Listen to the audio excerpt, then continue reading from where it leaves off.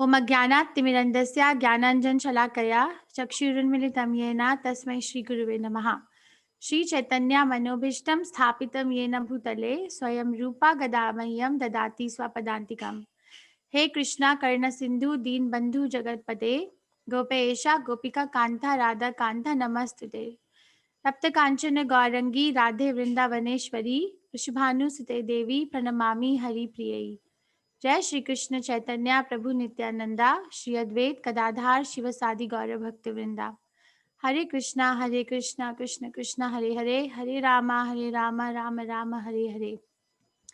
So thank you for coming, everyone. I will try my best. Prabhu is my teacher, so don't expect me to be anywhere near his standard. His standard will always remain higher. So let's start the chapter.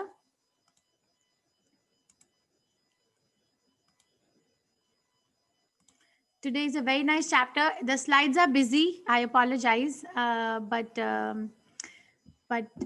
there was nothing else that could have been cut short if we want to present the whole summary of the whole chapter.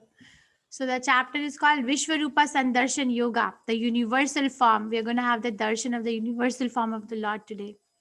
Let's pay our obeisances to our most beloved Shri Radha Govinda, for whose pleasure this all thing is being done. May they give us the understanding of Krishna consciousness in its true sense. They're so beautiful, right? Srila Prabhupada said if somebody has an uncontrolled mind and they can't do anything, then just go in the temple, sit in front of the deities, and just look at the deities. Just go on looking at the deities. Just by doing that, one's mind will become controlled. Appreciate how beautiful Krishna is, how beautiful Radharani is. So this is what we did yesterday, chapter 10, Vibhuti Yoga. Krishna explained his opulences. 82 opulences were revealed yesterday. Krishna is unknowable and source of all. We studied it. That Krishna is the source of demigods and great sages and all rishis and manus. So no one really knows Krishna in completeness. That is why there is a need for Krishna himself to talk about himself, because no one really knows him. So pure bhakti, I explained Sambandha Abhideya Prayojan from verse 8 to 11. That's the essence of Bhagavad Gita. It's also called as Chatushloki Bhagavad Gita. Then after hearing that, Arjuna gets in ecstasy and he offers prayers. Arjuna accepts Krishna's supreme position from 12 to 18, and then he requests Krishna, Krishna, tell me more. These ambrosial words are so nice. Tell me more, explain, how can I meditate on you? And Krishna unraveled his different opulences. So today, this is what we're going to do. Arjuna requests Krishna to show his universal form. And Lord Krishna describes, first he is going to describe the universal form, then Arjuna's vision of the universal form. So when Arjuna sees the universal form, then Arjuna is going to tell what he's seeing. And then his experience, after he sees, he's going to tell what he's feeling. What kind of a feeling is it generating? So Krishna consciousness is full of colors. It's full of all flavors of life. There are 12 relationships that a living entity is looking for in this world. And Krishna has it in complete as exchange is found in Krishna. Then in Krishna, Arjuna will ask Krishna question, who are you? Then Krishna is going to reply, and then Arjuna will again pray, and then he will request Krishna, please come back to your four-handed form and then to your two-handed form. And Krishna is going to say, pure bhakti is needed to see Krishna. Arjuna uvacha mad anugraya paramam guhyam adhyatma samjitam yat tvayoktam vachastena moho ayam vigato mam. Arjuna said, I have heard your instruction on confidential spiritual matters, which you have so kindly delivered unto me, and my illusion is now dispelled. So Arjuna says this in 10th chapter, verse 12 to 14, when he is offering prayers, Param Brahma, Param Dhama, Pavitram, Paramam Bhavan. There also, Arjuna says that my illusion is dispelled. Here again, he's saying my illusion is dispelled. Okay, but I'm going to bring up another apparent contradiction today. Remember, we discussed Achintya Bheda Bheda Tattva in 9 chapters. So today we are going to discuss one more thing. O lotus-eyed one, I have heard from you in detail about the appearance and disappearance of every living entity, as realized through your inexhaustible glories. So every single living entity, Maya dakshena prakriti, suyate sa chara acharam, hetunanena kanteya jagat viparivartate. This was the verse in last chapter that under the supervision of Krishna, the material nature is producing moving and non-moving living entities. So here again, he's revising and he's telling and reaffirming that I heard from you in detail about the appearance and disappearance of every living entity, whether moving or whether non-moving, whether on Earth, whether on ocean, whether on sun planet, whether on moon planet, whether on a higher planetary system, lower planetary system, Sarvaloka Maheshwaram. O greatest of all personalities, O supreme form, though I see here before me your actual position, I yet to see how you have entered into cosmic manifestation. I want to see that form of yours. The question is, why is Arjuna asking Krishna to reveal his universal form now? When he is convinced, right? He said, my illusion is now dispelled.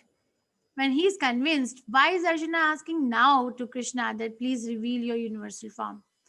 And this is a way to ask authority. If you think that I am able to behold your cosmic form, oh my Lord, oh Master of all mystic power, then kindly show me that universal self. So he's actually ultimate decision is in the hands of Krishna. If you think Krishna, then you show me the universal form. But my desire is to see.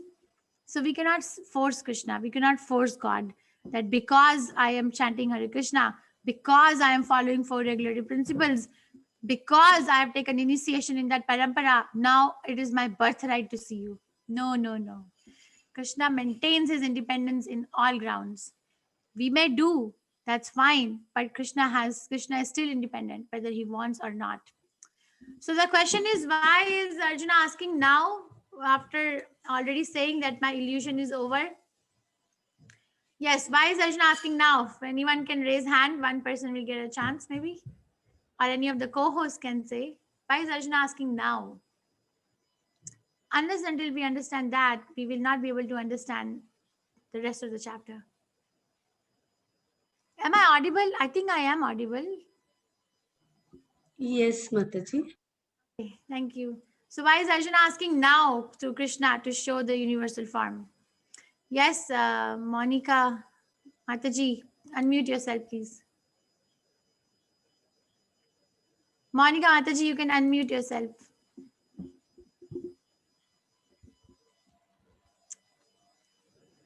Monica, Mataji, you can unmute yourself. Why is Krishna? Okay, admin Uma Mataji. Mataji, you're not a co-host, admin Uma. I'm sorry. Yes, Monica Mataji. Why is Arjuna asking now? Hare Krishna Mataji. Hare Krishna. Hare Krishna Mataji. He is doing for the others, those who do not believe Krishna, for the well-being of others. Yes. Okay, that's nice. Any other reason? So for others to see that Krishna He believes in Krishna.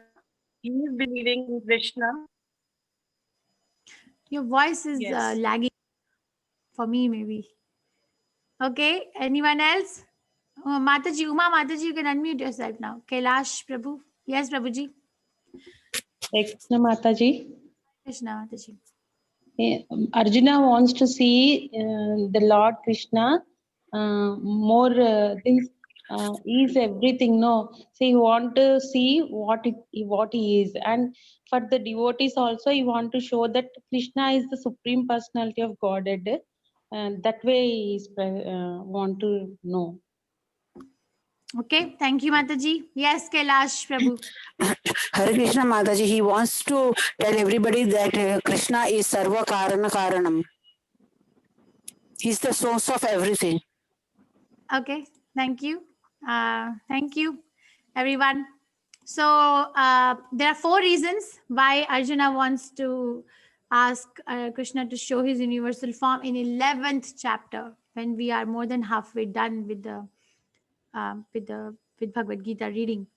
So one is because Arjuna asked Krishna, so Krishna wants to honor the request of Arjuna because he's a devotee. And another one is because in the universal form, Arjuna will see that everyone assembled there are already dead. It's not that Arjuna is going to kill them; they're already dead.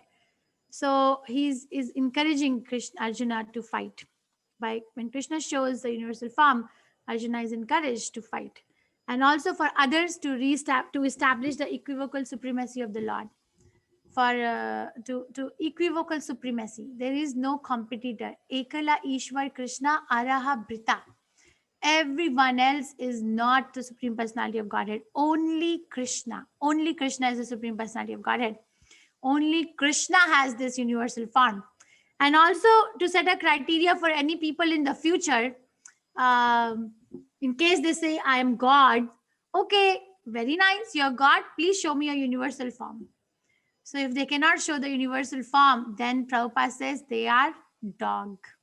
Prabhupada says that. So these are the 4 reasons. Again, because Arjuna wanted to see it, so Krishna shows it. And Krishna, number 2, shows encourages Arjuna to fight in that universal form. And number 3, because Arjuna wanted to establish the equivocal supremacy of Krishna as the Supreme Personality of Godhead. Number 4, Arjuna is setting a criteria for someone in future. If they claim they're God, then this is the criteria. Show your universal form. So another question, is universal form near to the personal feature of Krishna, two-handed form, or is it more near to the impersonal conception of Krishna, the Brahman feature? What is it more near to? Type from Mataji. Brahman feature. Yes, thank you, Mataji. So there is no form as such. There is no form of universe. Like we cannot really like say that Krishna has a form. I was listening to Prabhupada a few days ago. He was saying that universal form is not like, we have Radha Govinda in the temple. So we can dress them, we can feed them, we can offer them flowers, we can offer them prayers. So they have appeared in the form that I can conceptualize and hold. Universal form is idea. It's a conceptualized form. Means that, okay, as I explained, that how the sun and moon are representing the eyes, the lower planetary system are representing the legs, the upper planetary system are representing the head. So there's like more like it's a transcendental form, but it is yet comes and goes. It is not permanent. It is transcendental but not permanent. So Prabhupada was saying, like here, you can dress Krishna, you can offer Krishna, you can sew Krishna's clothes. Universal form, how will you do it? So many clothes, then also it will not be done. So there is no personal relationship in the universal form. That is why Arjuna's relationship is going to change when he sees universal form, which I will elaborate when we will see. The blessed Lord said, my dear Arjuna, O son of Pritha, behold now my opulences, hundreds of thousands of varied divine forms, multicolored like the sea. So he's giving the experience of what the universal form is going to be like to Arjuna before he actually shows it.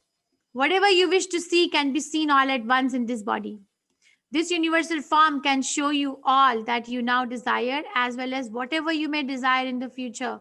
Everything is here completely.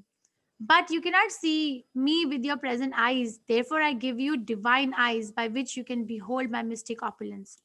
So he's saying that, wait a minute, you want to see this form? This is what you're going to head into. There's going to be thousands, hundreds and thousands of divine forms. There'll be so many colors. It'll be dazzling and you can see everything at same time. Everything. Srila Prabhupada writes in the purport of 11.7, no scientist can claim that they can show every single thing in the whole universe in one place. Krishna's universal form is like that, can be seen all at once. That is why it is transcendental. It cannot be manufactured in the material way. But it is temporary. Why is it temporary? Why is universal form temporary? Please tell me. Why is universal form temporary? Yes. Don't want it to be wrong. Just say. It's difficult for a common people to see him, no? With that form, it's not possible to everybody to see it. Yes, so it's a pure devotee can see, yes. But why is it temporary? Mataji, it's keep on changing because the it's as we know that the whole universe is evolving, so that's the reason it's not stable. Okay, thank you. Yes, Rajesh Mehta Prabhu, why is it temporary? Where did you go? Because it is created again and it is again destroyed and again created. It is Why does it happen? Go more deep. Very nice. It is the correct answer. It is created and go and highlighted and destroy and manifested and highlighted, manifested. But why? Yes, because the material world is manifested and annihilated. There is a beginning and end of the material world. In universal form, everything is compared to what is in the material world, and material world is not permanent. Material world has a duration of, has a duration lifespan. So it is more near to Brahman feature, and also it is manifested and annihilated, and also it is why is it annihilated again and again? Because the material world is annihilated again and again. So Krishna gives this 3D vision to Arjuna, divine vision actually to Arjuna, and then he's going to display. So when he's going to display, Sanjaya will also see the form by Krishna's mercy. Sanjaya Uvacha Evam Yuktva Tato Rajan Mahayogeshwaro Hari Darshayamsha Parthaya Paramam Rupam Ashwaram. Sanjaya said, O king, speaking thus, the supreme, the Lord of all mystic power, the personality of Godhead, displayed his universal form to Arjuna. So he's telling this to Dhritarashtra, and this is Dhritarashtra's reaction. That, oh my God, Krishna is showing his universal form, ho gaya kaam. We are all done. We lost the war. Everyone is dead. Because he knows in his heart that he is going against Krishna. So this is what he's like, oh, Krishna. So he gets shocked. And Sanjay is sitting coolly and telling what's happening. But this guy without eyes listening, and his reaction is commendable. Arjuna saw. So this is a darshan of the universal form. In that universal form, unlimited mouths and unlimited eyes. It was all wondrous. The form was decorated with divine dazzling ornaments and arrayed in many garbs. He was garlanded gloriously, and there were many scents smeared over his body. All was magnificent, all expanded, unlimited. This was seen by Arjuna. So it was all expanding. It's not that, okay, what is our form? We gain a certain amount of height. We have a certain color of the eyes, fixed, certain structure of the nose or mouth done. We are not all expanding in that way. But Krishna's number of mouths are expanding, number of eyes are expanding. Oh my God, everything is expanding. Just for a second, just, become thick with the purport and just try to be in that area. Try to imagine in your heart what is this. I know we are not realized, but we can still imagine. If hundreds of thousands of suns rose up at once into the sky, they might resemble the effulgence of the Supreme Person in that universal form. One sun is very effulgent, but here Prabhupada says, Vyasadeva is writing, hundreds of thousands of suns rose up at once into the sky. There's so much effulgence there. Krishna is very powerful. We don't understand how powerful Krishna is. We don't actually. If once we get a little bit of a mercy of a pure devotee, we might be able to understand in this lifetime that what is my position in front of Krishna. When people say I am God, imagine that they are so like narrow-hearted, so like shallow-hearted, I should say, that they are God, all expanding form and so effulgent. What is there? Does the God die of kidney failure? Or does the God die of some disease? No. And how can you be God? How can you even make such a statement? At that time, Arjuna could see in the universal form of the Lord the unlimited expansions of the universe situated in one place, although divided into many, many thousands. So Krishna brought everything and showed it to Arjuna. Here I wanted to bring up one thing, that Krishna and Arjuna are seated in a chariot. Okay, but behind them, Krishna is manifesting his form. It's not like Krishna lost his 200 form and became universal form. No, no, no. At the same time, Krishna is doing it. Krishna is Yogeshwara, the supreme most Ishvara of all the yogis in the world. So beautiful. Then, bewildered and astonished, his hair standing on end, Arjuna began to pray with folded hands, offering obeisances to Supreme Lord. So here also he's bewildered, he's astonished, and his hair are standing on end. The same emotion was felt in first chapter when he said to Krishna, "Please bring my chariot in the midst of both the armies."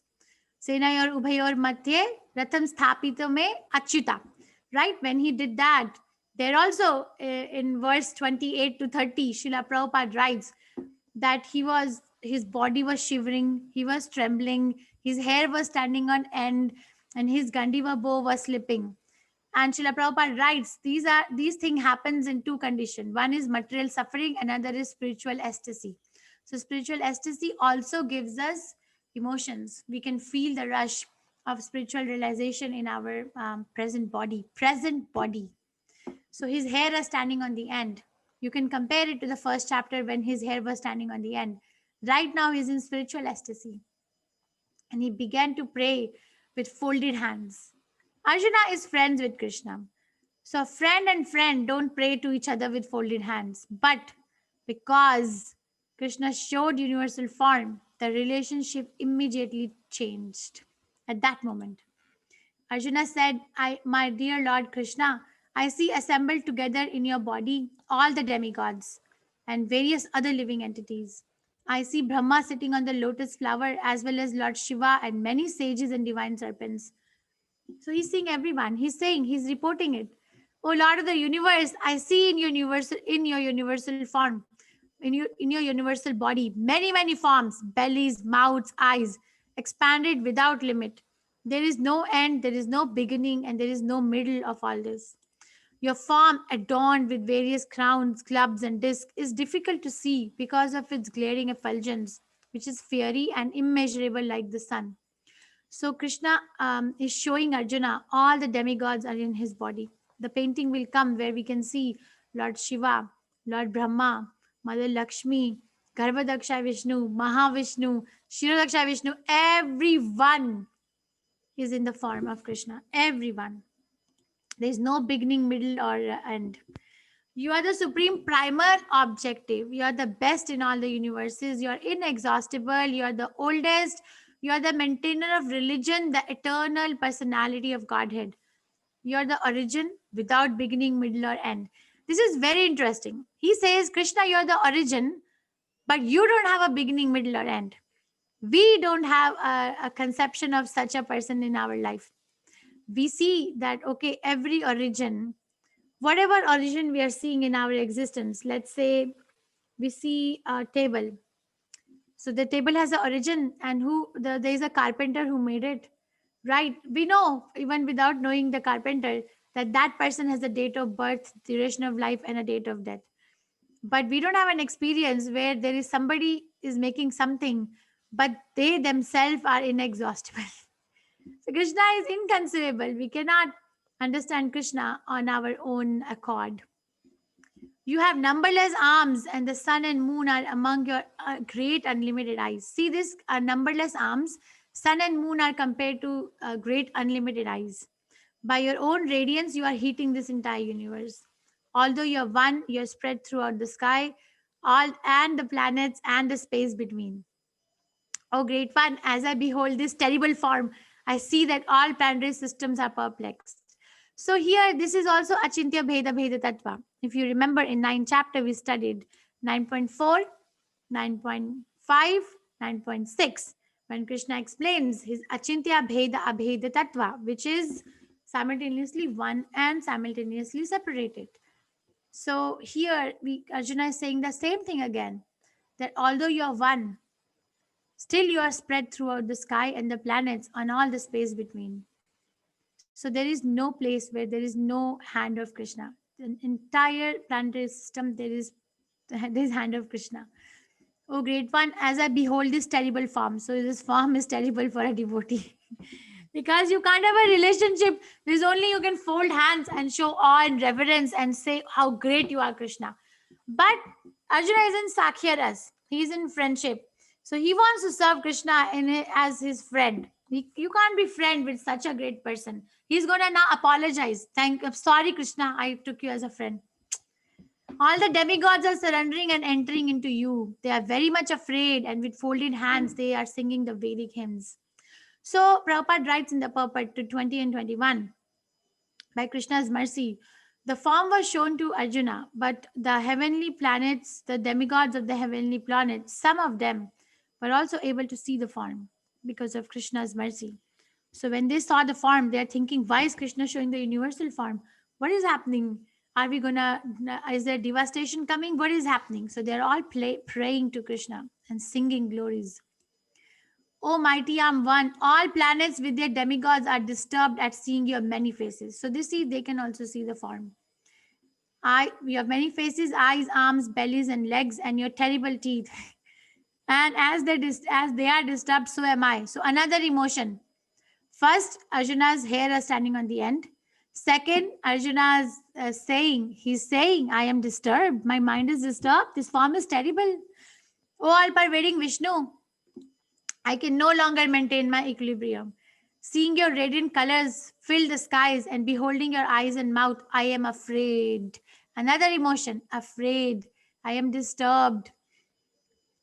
All the sons of Dhritarashtra, along with their allied kings and Bhishma, Drona, and Karna, and all our soldiers, are rushing into your mouths, their heads smashed by your fearful teeth. I see that some are being crushed between your teeth as well. As the river flow into sea, so all these great warriors enter your blazing mouths and perish. So he can see everybody is entering into Krishna's body and everybody is getting smashed in between his teeth. So Krishna is indirectly encouraging Arjuna to fight because these people are not going back home anyway.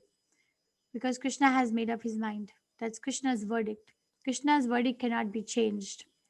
See, we can see Brahma, we can see Surabhi cow, we can see all these demigods, Vasuki, everyone is in this form. Then he asks Krishna, Krishna, who are you? Who are you? Then Krishna says this, Blessed Lord said, Time I am, destroyer of the worlds, and I have come to engage all people with the exception of you, the Pandavas. All the soldiers here on both sides will be slain. This is like a crystal ball, okay? In Arabian Nights or something, a lady sits in the marketplace with a crystal ball and shows the future. The universal farm is showing the future to Arjuna. See, this is the future. I am time. Kalo asmi. What is the nature of the time? What is the nature of the time? The time slowly eats away everything. It destroys everything. That is the nature of the time. It is said that if a person is not surrendered to Krishna, then every sunrise and every sunset, their life duration is going down. They're dying. Every sunrise and sunset, this is happening again and again and again. We are so small. We are very small. You know, let's talk about this universe for a second. This particular universe where we are. So we are in Burlok, Earth planet. And Earth planet also has many continents and cities. So we are all located in different places right now. Okay, so and Krishna, then there is Sun planet. And on Earth planet also, there are living entities in the fire, living entities on the earth, living entities in the water, right? Or living entities in the air. Okay, go beyond Earth, Sun planet, living entities. Go beyond that, more upper planetary system, 7 planetary system above up to Brahmaloka, and 7 planetary system below up to Patal Loka. This universe, all so many universes, so many people, so much population. They only have one master, Krishna. What is what is our position? One devotee is there. His name is Vasudev Datta. In Chaitanya Charitamrita, this devotee appears. Vasudev Datta is a pure devotee. So one day he's lamenting, looking at the future of the living entities who are not surrendering to Krishna. So he tells Chaitanya Mahaprabhu, I want to request you to please transfer all the sins of all the living entities to me, and please claim each one of them back to Goloka Vrindavan. I am ready to suffer for all of them. He's not saying just because he wants to be known as a good man of this world. He's saying because he's a pure devotee. There's a difference. And Chaitanya Mahaprabhu, first of all, hugs Vasudev Datta and says, from now onwards, I am Vasudev Datta's man. Everyone call me Vasudev Datta's man.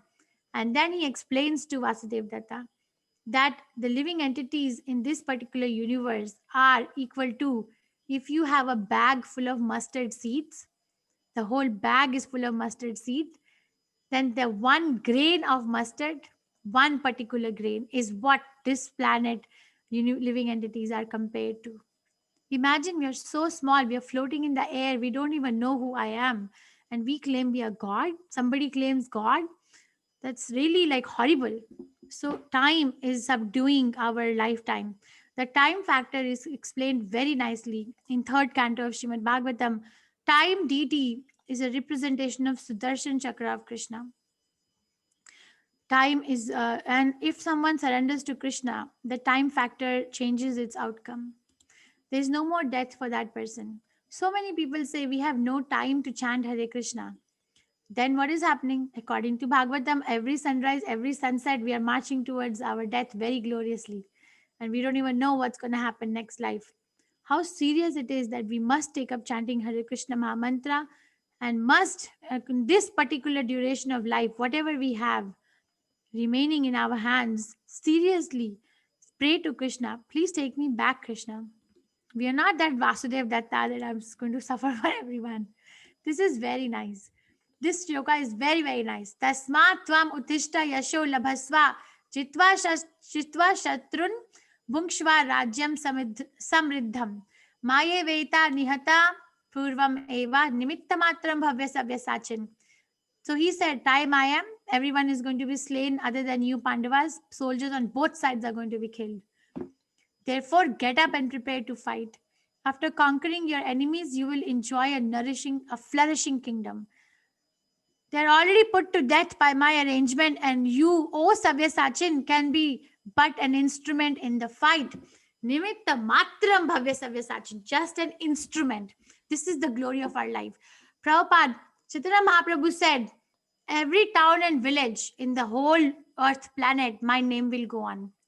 Hare Krishna movement is going on. It is not restricted to one particular sect of land. It is going on all over the world. All over the world. Wherever you will go, you will find someone who is Hare Krishna. It's amazing. Prabhupada has done something amazing. So Chaitanya Mahaprabhu predicted it is going to go on.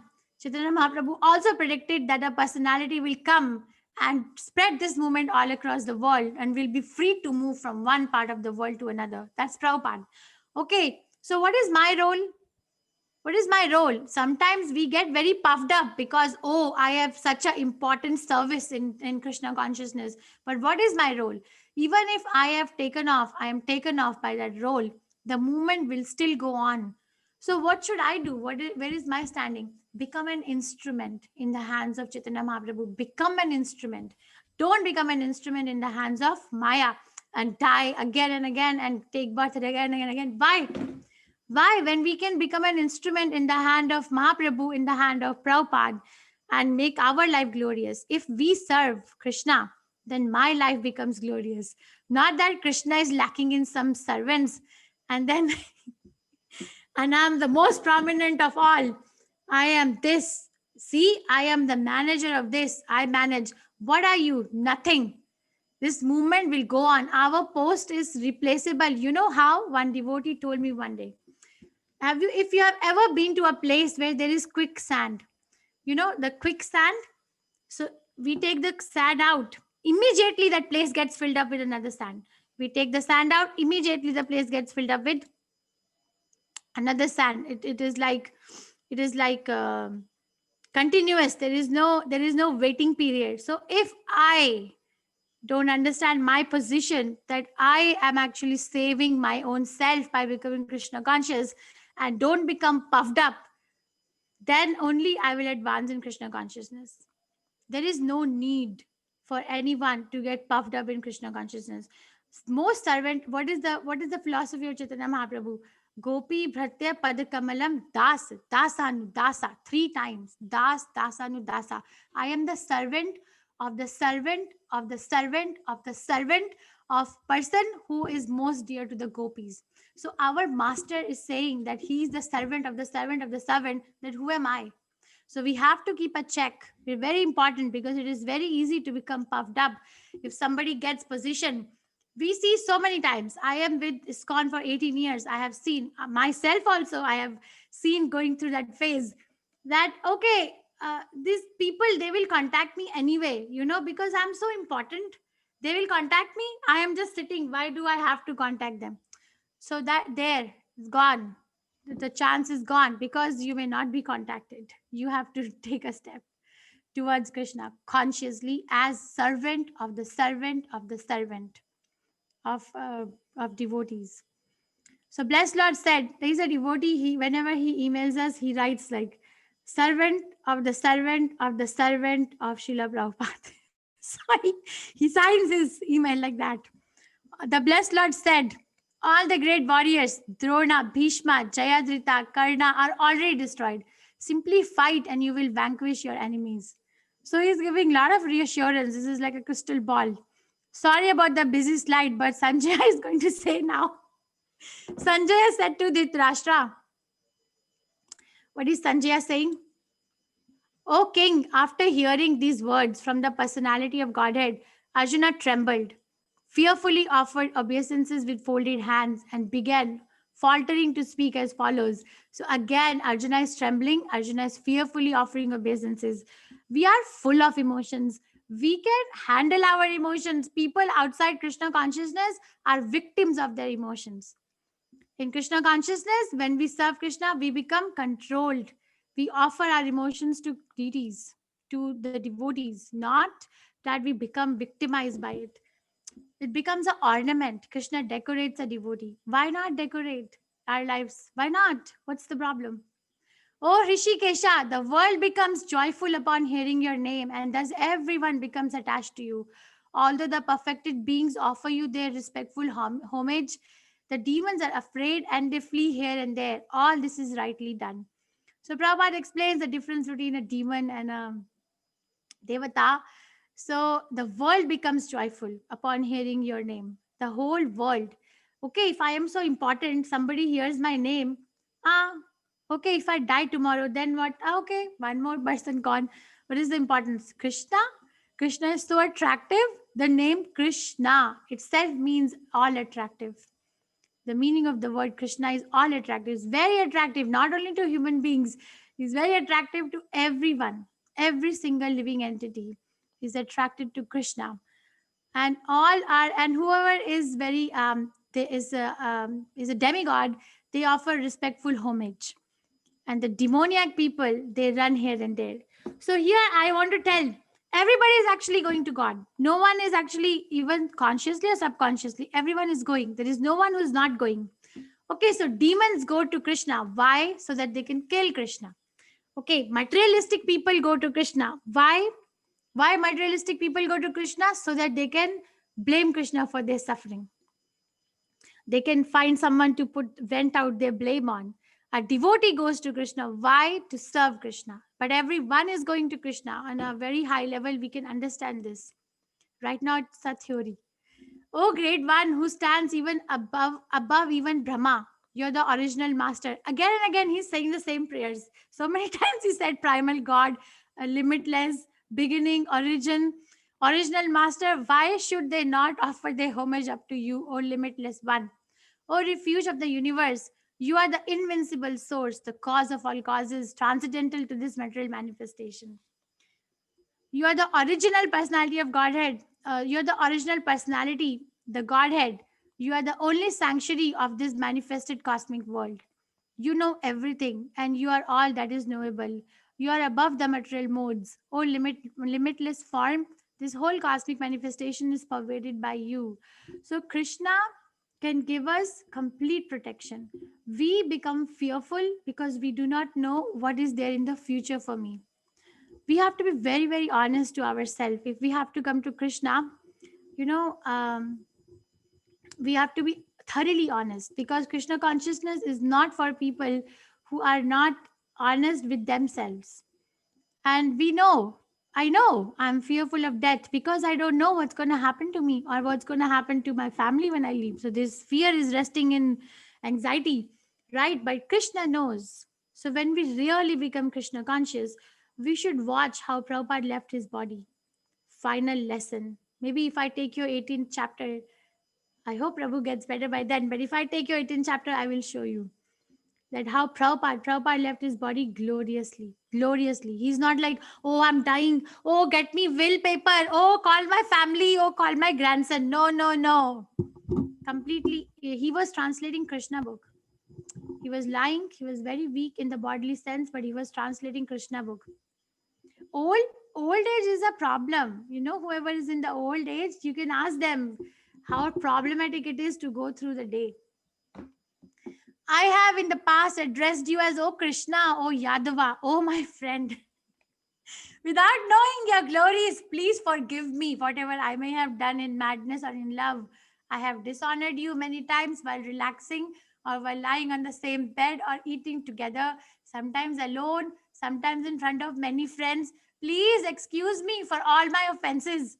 So now see, when we see universal form, or when Arjuna is seeing universal form, he lost the sense that actually I'm friend of Krishna. Now he's apologizing. I'm sorry, Krishna. I took you as my friend. You're so great. I apologize. I did this to you. We were doing all these activities together and I was addressing you. I was putting my hand on your arm, but you're so great. I apologize. Please excuse me for all my offenses. So after seeing this universal form, which I have never seen before, I am gladdened. But at the same time, my mind is disturbed with fear.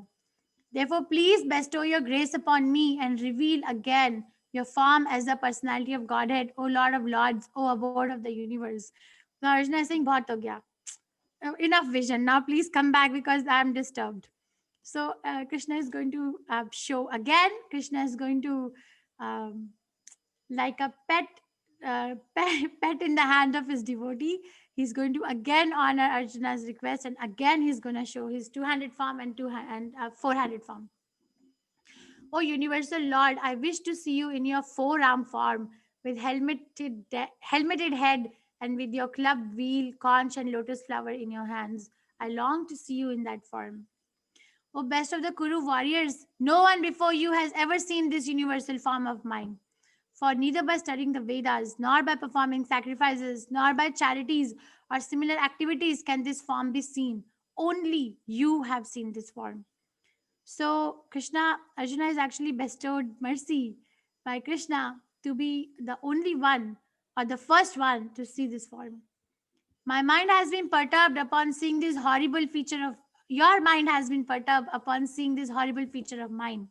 Now let it be finished, my devotee, be free from all disturbance. With a peaceful mind, you can now see the form you desire. So Krishna shows this universal form of Narayana. This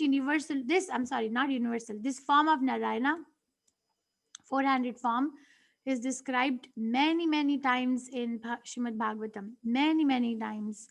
I remember reading it in third canto when the deity of the mind, Aniruddha, is described in chapter 26. I remember reading it in fourth canto when Dhruva Maharaj gets perfection and sees Tirtha Darshan. I also remember reading the description of this beautiful form in sixth canto when King Chitraketu gets perfection. It is very nicely described. The Krishna's Sankarshan form, Krishna's Narayana form, Pradyumna, Aniruddha is completely destroyed. We have complete information. Prabhupada said Krishna consciousness is complete. We know the name of God, we know his address, we know his bodily features, we know his likes, we know his dislikes, we know who are his parents and who are his friends. Complete. No other philosophy in the entire universe claims to have such complete knowledge. So he's saying, please show me your four-handed form. So Krishna shows. Sanjaya said to Dhritarashtra, Again, third time, Sanjay is talking to Dhritarashtra in this chapter. The Supreme Personality of Godhead, Krishna, while speaking thus to Arjuna, displayed his real four-arm form. And at last, he showed him his two-arm form, thus encouraging the fearful Arjuna. So again, same place. They're not moving here and there, get my form, change the costumes. No, no, no, same place. And again, he will say, when Arjuna thus saw Krishna in his original form, he said, seeing this human-like form, so very beautiful, my mind is now pacified and I am restored to my original nature. The blessed Lord said, my dear Arjuna, the form which you are now seeing is very difficult to behold. Even the demigods are ever seeking the opportunity to see this form which is so dear, the two-handed form. Krishna does not reveal. My dear Arjuna, only by undivided devotional service, no other motive, just so I can serve Krishna. Can I be understood as I am, standing before you, and thus can be seen directly?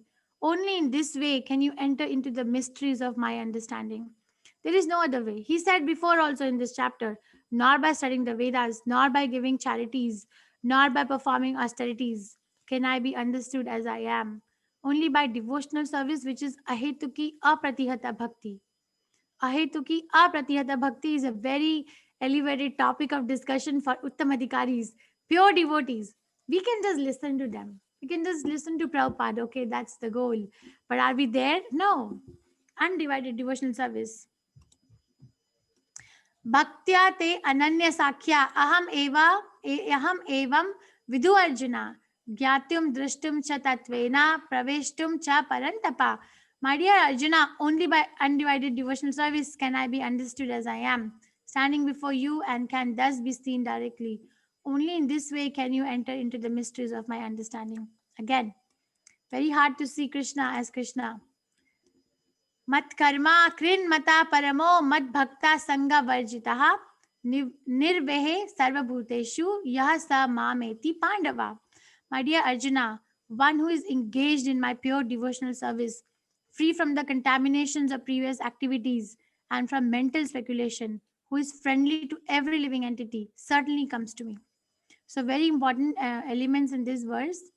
First of all, one has to be engaged in devotional service, not like we can just sit down and because I'm not body, I'm soul. So body has no needs. So what is the use of working? All this is Maya. Sit down and smoke ganja. No, no, no. That person is far away from Krishna. He's saying we have to be engaged. Study the life of Srila Prabhupada. Study. Srila Prabhupada, 24 hours were less in his life, continuously worshipping and continuously engaged in serving Krishna, free from contamination of previous activities. You know, it's not like Krishna frees that. This is gift from Krishna. We cannot get rid of our past karmas just by wanting to get rid of. This is a mercy factor. And mental speculation, some people are trying to understand Krishna by speculating on their mental strength, but one has to be free from that also. We have to be friendly to every living entity. How can we be friendly to every living entity? By giving them Krishna consciousness. There is no other way. Some people say do sacrifice, do austerity, give them food. Those are all allied. They are not because okay, if I give food to someone, they will become hungry again. So how have I solved their ultimate problem? Now, I'm not saying we should not give, but we should give it through Krishna. Don't just cook and give. Offer to Krishna, then give. And then that person will really like prasadam is magic. It really changes the heart, and one becomes eligible to chant Hare Krishna. Chanting Hare Krishna is not easy. It's not easy. Chanting Hare Krishna, people get scared. 16 rounds. So only person who has developed a little taste for chanting can actually chant. So how do we develop taste? By keeping ourselves in association of such people who have it already. So we have to be associated with each other in that way. Summary of the chapter. Arjuna requests Krishna to show his universal form. I discussed 4 reasons why Arjuna is requesting Krishna now. From verse 1 to 4, Drashtam Ichhami Te Rupam. I want to see that. Drashtam means vision. Ichhami means my desire. Te Rupam, that form. I want to have the vision of that. That's my desire, that form. Then Lord Krishna describes his universal form from verse 5 to 8. Bahuni adhishtra purvani. And Arjuna's vision of the universal form. Then Arjuna sees it and then he says, from that verse 9 to verse 14, Aneka adbhuta darshanam. Then Arjuna tells his experience of the universal form from 15 to 31st verse. Dhritam na vindami samam cha Vishnu. Then he asks, who are you? Then Krishna replies, Kalo asmi, loko kshaya krit pravardho, from verse 32 to 34. Then Arjuna offers prayers from 35 to 46. Sa agadam bhitta pranamaya. Then pure bhakti is needed to see Krishna. Unalloyed, undivided devotional service. 47 to 55 verse. Bhaktya te ananya sakhya. Okay, so this is where we end the verse. In the meantime, you can ask question regarding this session. Okay, yeah, that is great, Shivani Mataji. Please ask questions from this chapter or relevant to this session. I'm trying to pull up Prabhupada's lecture that we can see for 3 minutes. But in the meantime, if anyone has any questions, you can please write, or you can please raise your hand. We can unmute you. Hare Krishna.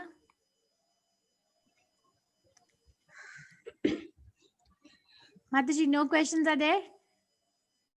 Mataji, I think the setting is to send questions privately.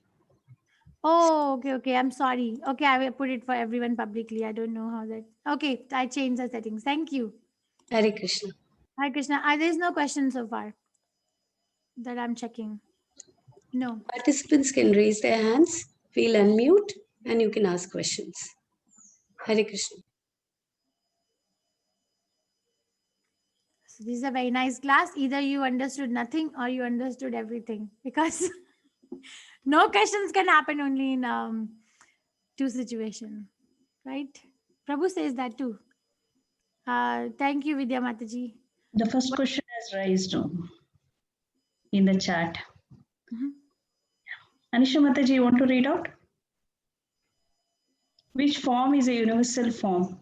This is from Shirish Thare. Shirish Tare, you can unmute yourself. Which form is universal form? I showed, right? Krishna describes his form here. These all forms. There is a conceptualized form. There is no form per se. See here, Krishna is showing on the background all is universal form. Limitless, beginningless, no middle, no end, so many eyes, ever expanding. This is a universal form in which he is holding the entire universe inside. How is he holding the entire universe inside him? It's a conceptualized form. Okay, Sirish, Okay. Prabhu, Mataji, Prabhu, right? Did you understand? There is no form as such. Like Krishna's two-handed form is described in Brahma Samhita. Venum Kalantam Arvinda Dalayataksha Baraham Asham Tamasitam Buddha Sundarangam Kandarpakoti Kamaniya Vishesha Shobham Govindam Adi Purusham Tamaham Bhajami. So Venum Kalantam, Krishna is holding Venu, one of the flutes of Krishna. His form is bended at three positions, and he's bedecked with a flower with peacock feather. His color is equal to the color of a rain-laden cloud. So that the form is real form, but universal form is an idea. It's a concept. It's a concept. Okay, Prabhu, is he still here? Yeah. Okay. Hey, thank you. Yes, Monica. Go ahead, Mataji. Yes, Mataji, kindly explain why Arjun wants Krishna to show his form, because I lost connection. I couldn't hear. Okay. So one is that why Arjuna wants. Arjuna wants for two reasons. Okay, but there are two questions. Why Krishna shows universal form and why Arjuna requests Krishna. So Arjuna requests Krishna so that he can establish the equivocal authority of Krishna as being the Supreme Personality of Godhead. And also in future, if someone says, I'm God, then ask them, show your universal form. But there are two additional reasons why Krishna shows it anyway. One is because Arjuna requests, show me. So he's pure devotee. So Krishna shows. And the other is because Krishna wants to encourage Arjuna to fight. He's going to show that you're just an instrument. Everyone who's assembled here is anyway dead. So he's encouraging Arjuna to fight. That's the reason. Okay. Okay. One more question. Can I? Yeah, Mataji, go ahead. Yeah. Yeah. I want you to text the prayer that you recite before starting the class. Mangalacharan. Yeah, admin Mataji, you know that Mangalacharan, Om Jnana Timirandasya. Yes, Mataji, it has already been sent in the groups. Share one more time. Mataji, what, We'll do it. We'll do it, Mataji. Mataji, what group number is yours? WhatsApp? I think 2. I don't know because I was in the evening group, 7 p.m. But now this group is okay for me because in the evening I'm not able to attend it properly. That is Okay, why we I will- said, yeah. We will send it again to you, Mataji. Okay. Hare Krishna Mata. Yeah. Hare Krishna. Vandana Yes, Mataji. Hare Krishna Mataji, that you have sung after Guru Charan, and that's something you have recited, no Mataji, that they were asking. Because already Panchatattva mantra already shared in all the groups from Mataji. Something Oh. Vishnu, that one they were asking, Mataji. which one? Krishna Chaitanya. No, which one? Rupa Goswami prayer. First we recite Yeah. Jnana Timirandasya Jnananjan Shalakaya is a prayer to spiritual master and Srila Prabhupada. And then After that. Manobhishtam Sthapitam Yen Yes, Mataji. Yes, Mataji. That one. Rupa Goswami. Okay, Mataji. We'll do it, Mataji. Shivani Mataji, I will send it to you and then you can send it to everyone because I am not in Prabhu's WhatsApp groups. Is that okay with you? Yes, Mataji. Yes, Mataji. Substitute teacher for 6 o'clock class. My class is 3 o'clock, but I'll send it. Very well explained, Mataji. Thank you very much. Dandavat pranam to Prabhuji and you. Thank you, Mataji. Please accept my humble obeisances. Yes, any other questions? Anything in the chat? Yeah. Mataji, there's a question from Seema Lahiri Mataji. She wants to say we have to be kind to all living creatures, but we feel guilty while killing cockroaches or pests. How do we take care of this? Yeah, this question we discussed in my 3 o'clock class too. So I'm just gonna mute everyone because my voice doesn't come if there are too many mics on, or anyone whose mic is on can themselves mute. Why should I reinforce? So Mataji, this is a question. Who is asking this question? We'll ask her to unmute. Seema Mataji, Seema Lahiri Mataji. Mataji, please unmute yourself. Seema Lahiri. Mataji, I would like to talk to you. So yes, by principle, we cannot. Yes.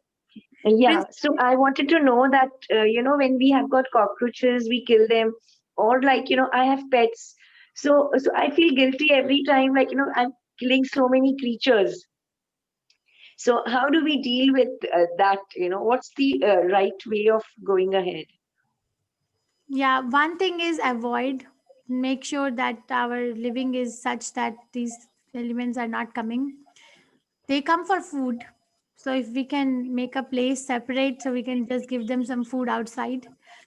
Another thing is we can use organic ways. What is that oil? Citronella oil. Yes.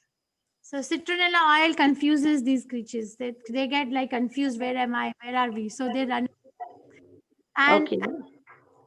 Anyway, whatever we may do, we may still be killing because we are breathing. We are turning fire. We are killing. Going on. So we do Tulsi Aarti. Tulsi Aarti is done to beg forgiveness for all these offenses.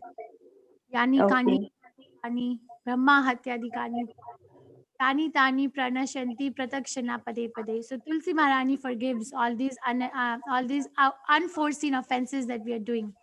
Consciously try not to do it. Try to figure out why are they coming. What's the fault? Okay.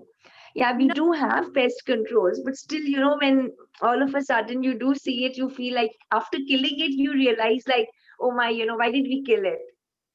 Right. So You're yeah, realizing it's a beginning. Maybe you can pick them up and put them outside. yeah, yes, yes, yes. Thank you so much. Thank you. Yeah, Hare thank Krishna. you. Yeah, thanks. No other Hare questions? Krishna. There's a Few question, more Hare Krishna. Mataji, from Venkateshwar. What devotional service Arjuna had done to get eligible for Vishwarupa Darshan? You have to know Arjuna. Arjuna has been with Krishna from time immemorial. He says in 4th chapter also, right? When Krishna says that I spoke this Bhagavad Gita first to Vivaswan, sun god. So Arjuna immediately says, wait a minute, but you're my contemporary and the sun god is so old. How did you speak it to him? There he says, Krishna says that both you and I have been together for millions of births. You don't remember, but I remember. So Krishna, Arjuna is not here. We have to know the history of Arjuna. Arjuna is not an ordinary person. Arjuna is born devotee. He is Nitya Siddha. Nitya Siddha and Nitya Baddha. These two words are there. Nitya Baddha are eternally conditioned. Nitya Siddha are eternally liberated. They don't ever become under any kind of illusion. So what he has done, he has obeyed Krishna. That's what is the eligibility criteria for becoming a pure devotee.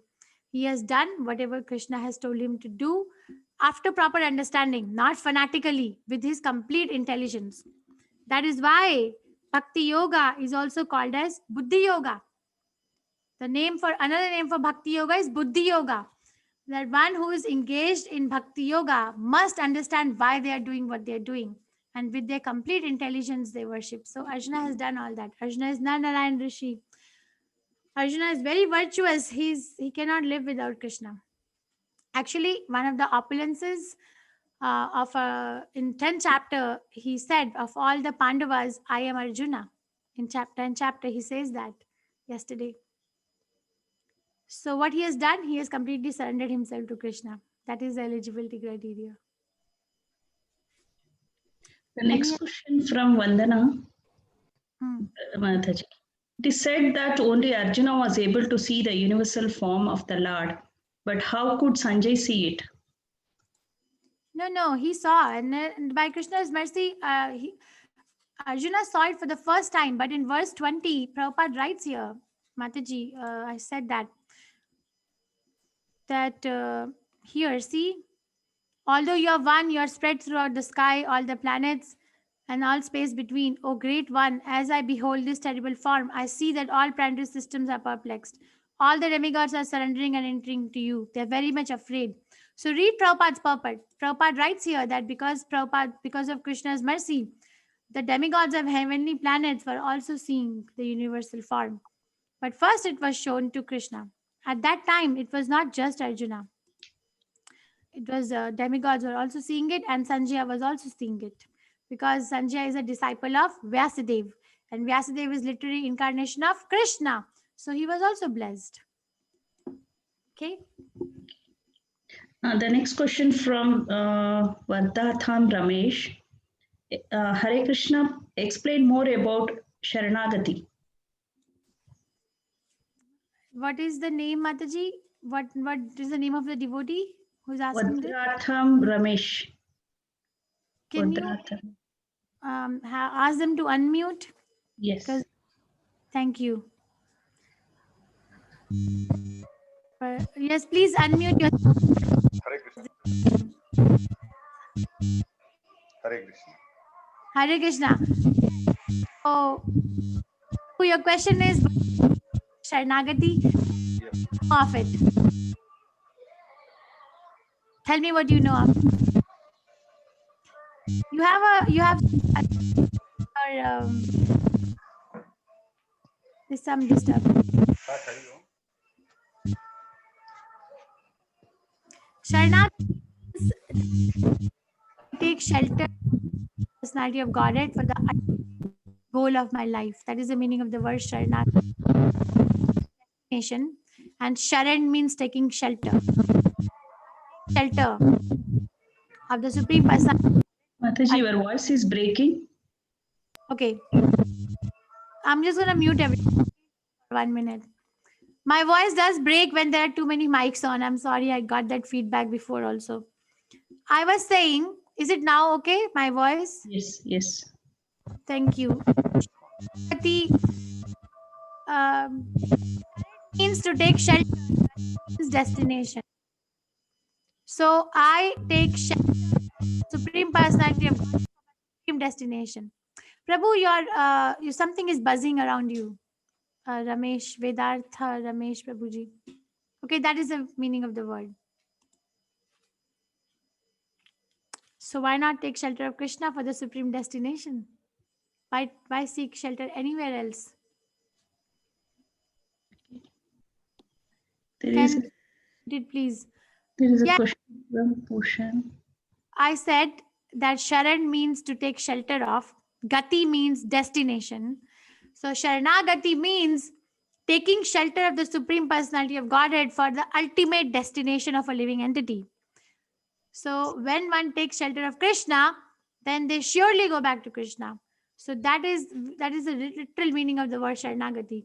Sharanagati is a poem written by Bhakti Vinod Thakur Prabhupada. And in that, Bhakti Vinod Thakur Prabhupada explains how by taking shelter of Krishna, one's life becomes all auspicious. So we must read that poem. Okay, Mataji, any other question? Yes, this is from Pushan. Is the four-handed form the spiritual form of Krishna? Who is asking this question? Pushan. Pushan, you can unmute your. Okay. Portion, Mataji, you are asking this question? Yeah. Yes, Mataji. Is it like what do you think? Is it like the four-handed form is the spiritual form and the two-handed form is the material form? For two-handed form of Krishna, this form, this Krishna. So this is a four-handed form, and this is the two-handed form. You are saying this? Are you asking me about these two forms? Yes, Mataji. And this one? They both are spiritual. What is the difference between a material and spiritual form? What is the difference, Mataji? That material is from this planet and spiritual is. Okay. So Mataji, the difference is that spiritual form is Sat, Chit, and Ananda. Sat means eternal. There is no time factor acting on it. Sat means there is no, like material form is like there is date of birth, then this form has a duration, and then there is date of annihilation, which we call as death, right? But this thing is not happening in the spiritual form. That is why the name is given as Sat. Chit means full of knowledge. Krishna's form is full of knowledge. Our form is full of ignorance. I don't know how many hair are on my head. Do I know? Do you know? Or how many times are we blinking our eyes? Or I have never seen the brain on my head. I've never seen it. Does that mean I'm brainless? No. But Krishna's form is full of knowledge. He knows inside out completely about his form. And Ananda means full of bliss, full of ignorance. So in that way, Narayan form or four-handed form and two-handed form, they both are spiritual. Krishna has many spiritual form. Original form is two-handed form, and everything else that expands from him is also spiritual. Okay. Second chapter Bhagavad Gita, Mataji, go read that, if I may recommend you. Yes, no other questions? There are, Taji. This question from Kamal Pradhan. If Krishna is in Shiva, when you are Shiva Bhakt, then that means you are praying Krishna and you are near to Krishna. If that is your consciousness, devotion to Krishna is a matter of the consciousness. If someone is praying to Lord Shiva, because like Ravana is also praying to Lord Shiva, was he Krishna conscious? I don't think so. He was praying to Lord Shiva because he wanted some benefits from Lord Shiva. He wanted to do business. That's not praying. Praying, there's a difference between devotion and there's a difference between worship. Worship means that in literal sense and in absolute sense, they both can be same. But in literal sense, literally sense, like literally, like literature sense, then worship means, okay, you do some favor, you do 16 Monday fast for Lord Shiva. Lord Shiva will fulfill your desire. But if the desire is not centered on Krishna, then it is not a devotion, it's a worship. But if someone is praying to Lord Shiva with the motive that Lord Shiva, you are the topmost Vaishnava. Lord Shiva is the topmost Vaishnava. Vaishnava Nam Yatho Shambhu. He's always meditating on Sankarshan form of Krishna. Then that becomes a devotion, not a business transaction. Is it okay? Kamal Pradhan Prabhu, is that clear? Well, when you are praying Shiva, not for any desire, only as a bhakti, then don't you think you are near to Krishna also? When you're praying Shiva, not for desires, that is from your devotional, bhakti. So you're just praying to Lord Shiva that Lord Shiva, you're so great, you're such a nice devotee of Krishna. Is that how you're praying? Well, then that time I was not praying like that, but since I'm attending these courses, so as you say that Krishna is the supreme, but he in Lord Shiva also. So when you are praying Lord Shiva, that means you are praying Krishna also, isn't that? Okay, so Mataji, you have children? You have Yes, children? yes, I do have. So Mataji, so I will do one thing. When you will get hungry, I will feed your children, because your children are your part and parcel. So feeding your children will be same as feeding you. No. So it's worshipping Krishna means worshipping Lord Shiva, not the other way around. If I worship Krishna, then I'm watering the root of a tree, or I'm supplying the food to the stomach. Then I'm worshipping everyone, but not worshipping someone else and saying that I'm worshipping Krishna. Not like that. No. And I'm going to show you one prayer of Lord Shiva. Mataji, Lord Shiva appears in Srimad Bhagavatam 2 times. He appears in 4th canto and he appears in 8th canto Srimad Bhagavatam. So I'm going to show you the song sung by Lord Shiva. Can you see my screen? Yes, yes. You see this Srimad Bhagavatam? Can you see this 4th canto? Open 4th canto. I think it is chapter 9, 24. Yeah. Mataji, you can see chanting the song sung by Lord Shiva. Okay. Okay, let's go to verse number 28. Mataji, I'm going to request you to read. Can you please read this? Can you please read it for all of us? Yes.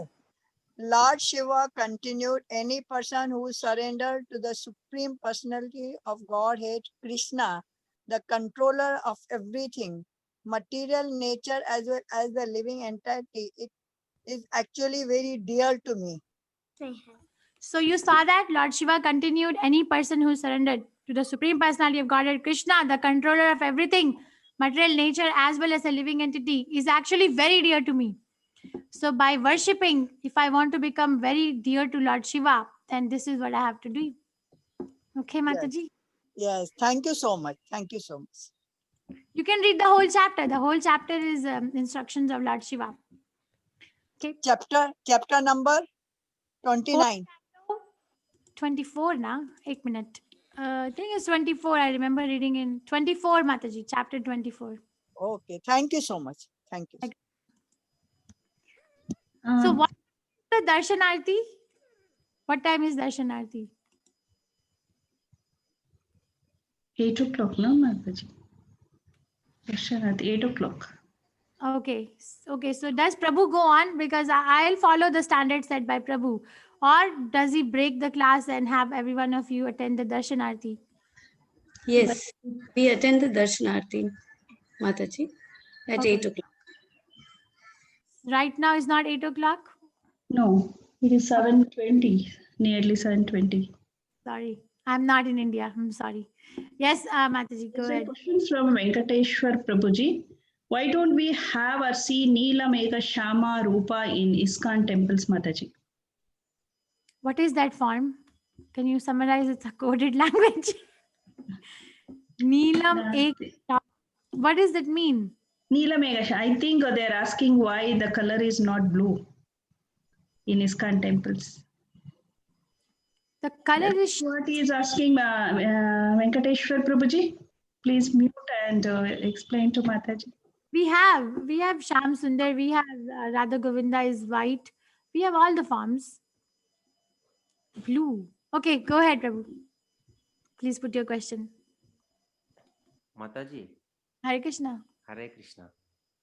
In all the pictures which you are showing, blue colored Krishna's Divya Swarupa we are seeing now, but in ISKCON we are not seeing that one. This one Yeah. or this one? Okay. Yes, Prabhu. What is? Anyone, all are in blue colored only. All Krishna Rupas are blue colored, but in ISKCON temple only white colored Krishna is shown. Why is it so? No, you have to go to Vrindavan. There is Sham Sundar. And ISKCON temples I am saying. I am talking about ISKCON Vrindavan, Krishna Balram Mandir. I'm talking about that mandir only. So Vrindavan, there's Sham Sundar. Sham Sundar form. Shama means blackish, Sundar means beautiful. So Sham Sundar form of Krishna is there in ISKCON Vrindavan. You come to America, Prabhu, I will take you to Radha temple. Again, New York has a black form. I will take you to Gitanagari, ISKCON Gitanagari, the farm community of ISKCON. We have Radha Damodar, the golden form. So there are many, many forms Prabhupada established because we cannot bind Krishna. So in India it is not there, madam. Vrindavan is in India. Neelamega Shamar means blue colored Swarupa is there. So the blue color is, let me show you the verse, because the blue color is sometimes understood as literally the blue color, but it is the color of the rain-laden cloud. So let me just show you the verse from where this come, okay? Give me a second. Have you read Brahma Samhita, Prabhu? No. Okay, so this blue color form is revealed in Brahma Samhita. Krishna Chaitanya, verse 30. Let's go. So I'm going to share my screen with you. You have to know where this is mentioned. So this is Brahma Samhita. Okay, the only 5th chapter is available, and you go to verse number 30. So in verse number 30, this is explained. Vainum kwalantam aravinda dalayataksham. Okay, baraham mashamtam asitam buddha sundarangam. Andarpakoti kamaniya vishesha shobham. I'm sorry. Govindamadi purusham tamaham bhajami. So this one, Prabhu, Barham Ashamtam Asita Ambuda. Asita Ambuda is tinged with the hue of blue clouds. This is where the source is. This is the source of the blue color form of Krishna. Okay. So blue color form, if you actually look at the rain-laden cloud, is it really blue, blue, blue? Is it really blue color or is it more blackish? Are you still unmuted or you're muted? It is blue color only, what we are seeing in all posters. Yes, on the posters, yes, but because we don't want to draw Krishna black. But really, if you have to worship, this is the verse. Asita Ambuda, tinged with the hue of blue clouds. My doubt is, why don't we have same colored structures in temples? Why we are putting in white colors? Reason, any reason is there to choose white color? No, there's no, according to Rupa Goswami principle, the Krishna can appear in 9 features in the material world.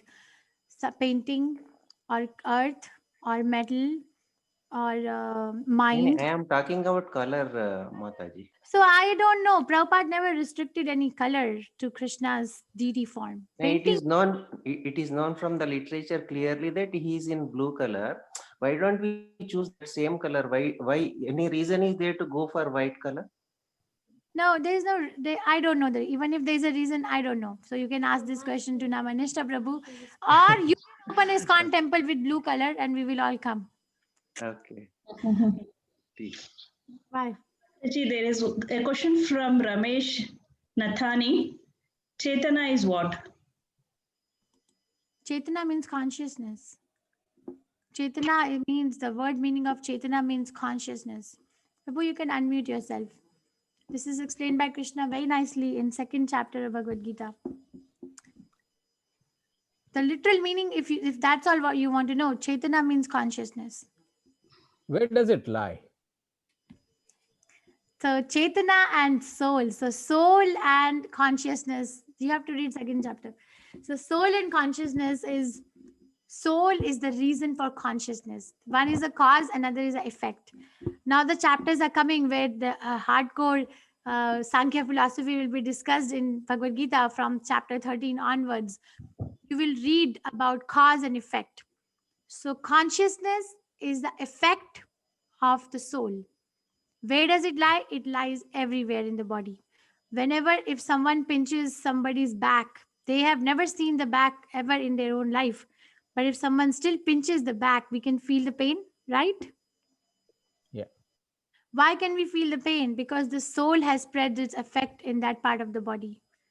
So consciousness is the effect, and the cause is of consciousness is the soul. So it's cause and effect relationship. Soul is sitting in the heart. Soul does not move. It's sitting in the heart. But consciousness, the soul's energy is spread throughout the body. Okay. I was under impression that the soul sits on the forehead at the backside, where Chetana sits in the heart. I don't know. What is that verse? Isha, what is that verse?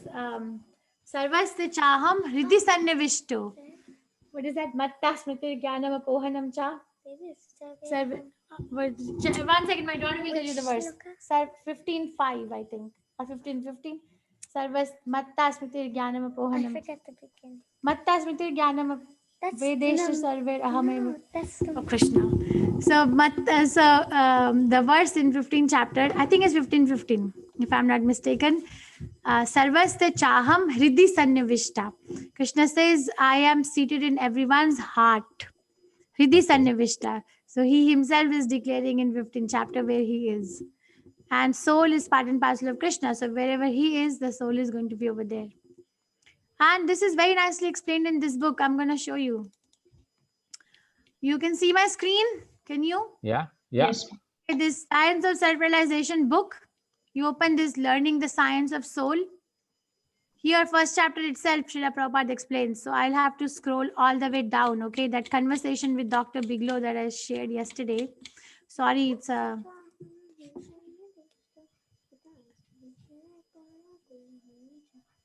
Do you know this verse or no? Kind of. Not completely, so you have to memorize. Sorry, Prabhu, I'm bringing it. So Wilfred Biglow, were you here yesterday when we read this? Heart surgeon wants to know what a soul is. Yeah. You were there? So I'm going to just look at the Prabhupada's reply and I'm going to request you to read Prabhupada's reply. Please read this paragraph. This is Srila Prabhupada's words. Undoubtedly, the soul is present in the heart of the living. Heart of the living entity, and it is the source of all energies for maintaining the body. The energy of the soul is spread all over the body, and this is known as consciousness. So that is called as Chetana. Since this consciousness spreads the energy of the soul all over the body, one can feel pains and pleasures in the part of the body. Okay, is it clear? Yeah, okay. Okay. Thank you. Thank you very much. Thank you. Hare Krishna. Take the next question. Hare Krishna. Hare 3 questions are there. Sure, Yeah. Mataji, if the temple is okay, I'm okay. Okay. Yeah. This question is from Srini Prabhu. Hare Krishna Mataji, I have a question about donations to Hundi. Should we donate to poor people rather than putting money in temple hundis, that is particularly rich temples? Does Bhagavad Gita have a certain guidance on performing any charity? Please forgive if the question is irrelevant to this form. That's a very nice question, very honest and sincere question, because where do we donate and how do we donate? So charity is also in 3 modes of nature. It will be discussed in chapter 17, Prabhu. Mode of goodness, mode of passion, and mode of ignorance.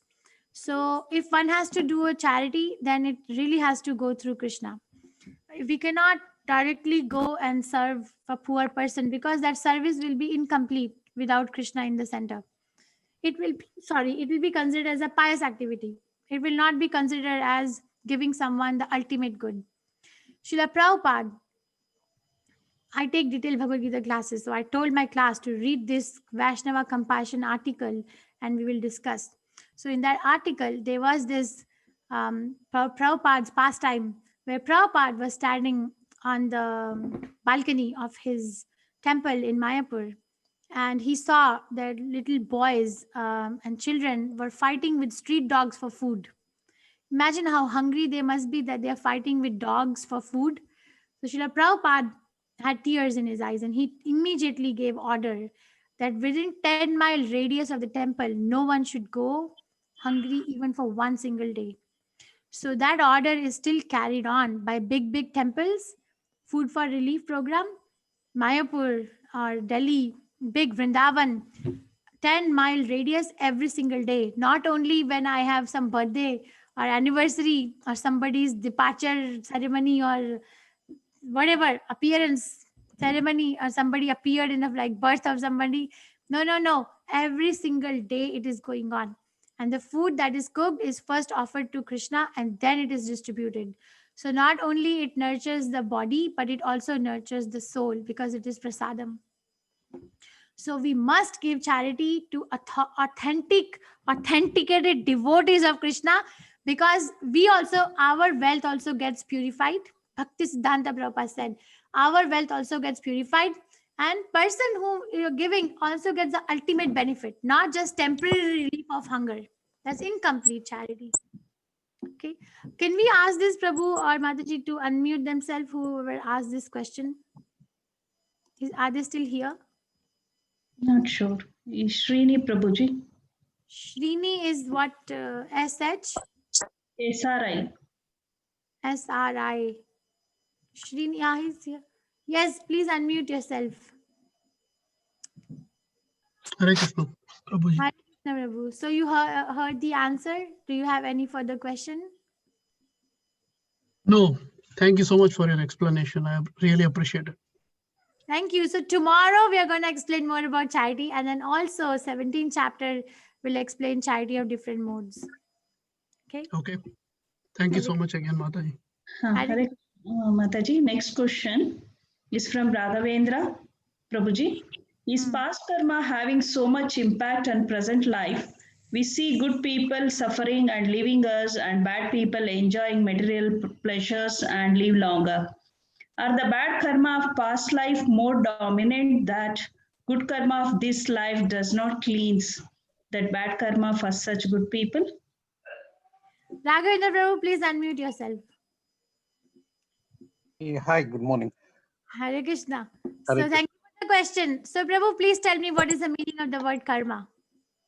Karma is our actions of a particular in past life or the present life. So in 4th chapter, 17th verse, Krishna says, intricacies of action are very hard to understand. Now listen from me what karma is, what akarma is, and what vikarma is. Do you remember, Prabhu? Namanishra Prabhu must have taught you this. Intricacies of action are very hard to understand.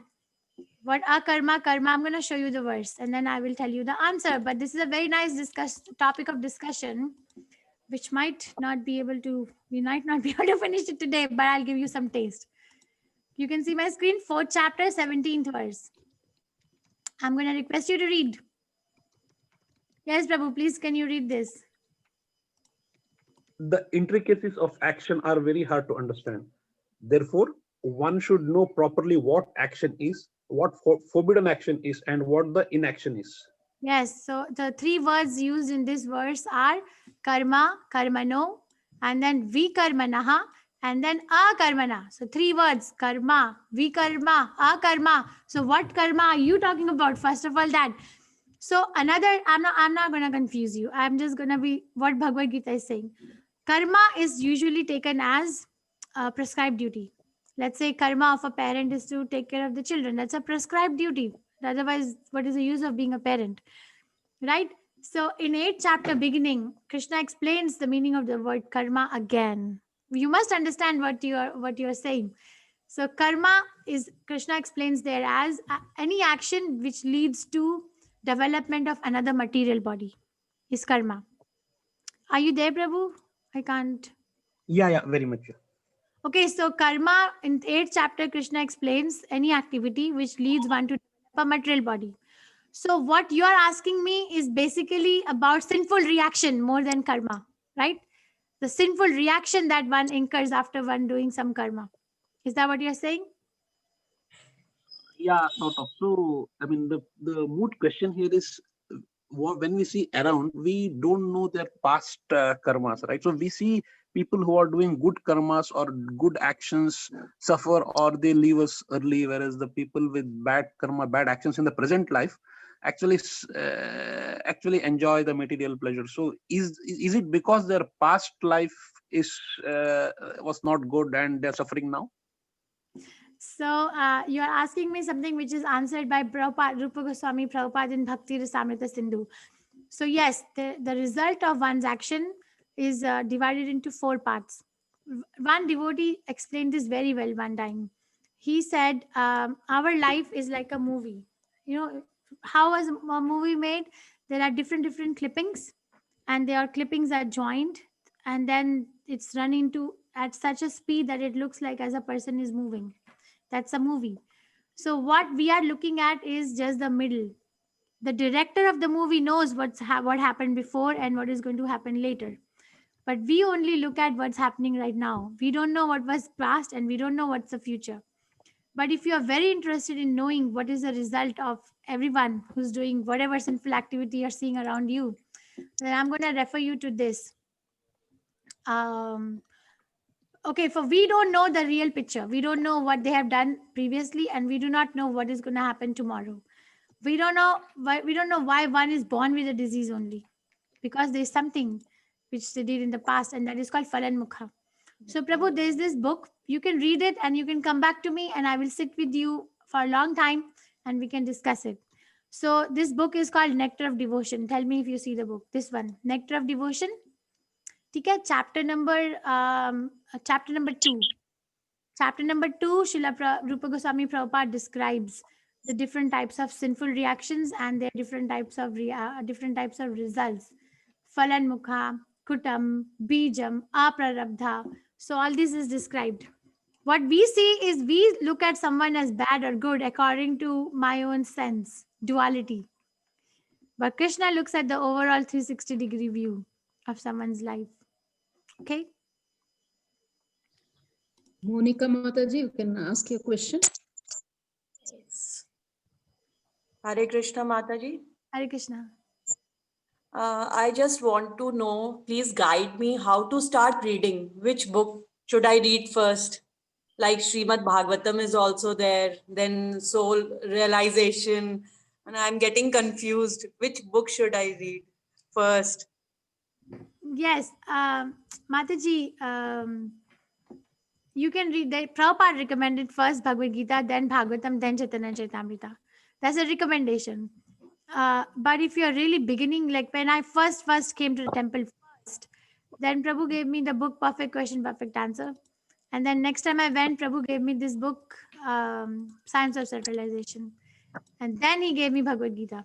So I'm just telling you from my life, you don't have to follow what happened to me. So Science of Self-Realization is a very nice book. This is a book about conversations. Okay. Prabhupada is conversing with local people and answering their questions. Then Bhagavad Gita, then Srimad Bhagavatam, Chaitanya Charitamrita. And if you are more interested, Chaitanya Bhagavat, then Brihad Bhagavatamrita, then Hari Bhakti Vilas. There is no end. Okay.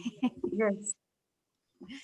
Okay. Ritu Mataji, please go ahead. You have something that I didn't take your question. Yeah, actually, I want to know at the time of death, what should a person do? Because generally it is said that death is very painful. So how do the pran come out, and how can they come out easily from someone's body when he knows that he or she is nearing death? Yes. Very nice question, Mataji. Thank you for asking. Were you there for 8th chapter, Mataji? Yes, I was there. So in 8th chapter, Krishna describes, right? So whatever one is thinking at the time of death, that bhava will the soul be transferred to without fail. So to prepare for the final exam, we must prepare right now. So preparation for death should start from right now. So whatever we are doing right now, by Krishna's mercy, probably we will be able to do the same thing. At the time of death, we have to remember Krishna. If you really want to know what we have to do, then only one thing, we have to remember Krishna. I must be able to think of Krishna. I must be able to say Hare Krishna when I'm leaving my body. But it is not easy. But as you're saying, that is painful.